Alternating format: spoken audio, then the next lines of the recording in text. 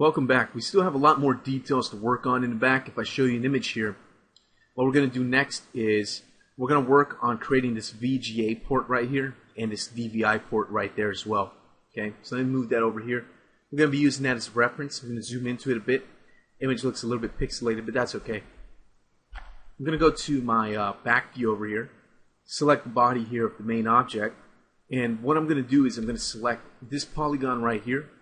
I'm going to use my quick slice tool. I'm going to make a quick slice on the right side right there of the DVI port and on the left side according to the image. Okay, so about right there. I'm also going to make one for the VGA port right there and about right there. Okay. Next thing I'm going to do is I'm going to take these two edges here for the VGA port. I'm going to go to the connect tool over here, go to the options. Segments is set too high. So I'm going to knock that to about 2. I'm going to hit OK. I'm going to take this new polygon that's right here and I'm going to scale it up so those edges are basically at the top and bottom of where those screws are.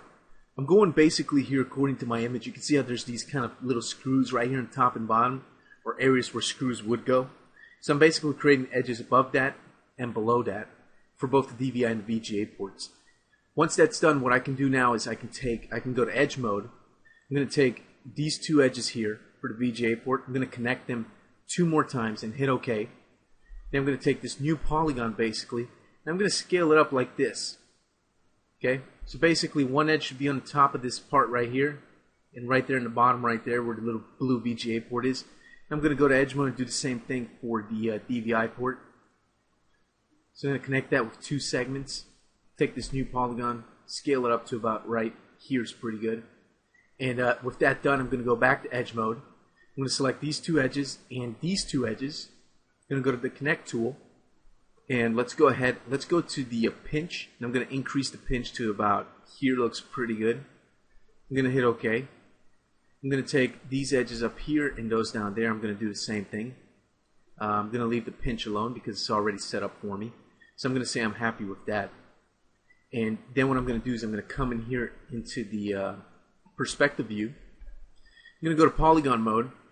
I'm going to take all of these polygons as well as these polygons right here. Make sure I don't have anything selected on the opposite side there. Nope, looks like I'm good. So what I'm going to do at this point is I'm going to extrude, doing Shift D to do that quickly. And I'm going to extrude about this much, looks pretty good, not too far in, something like that.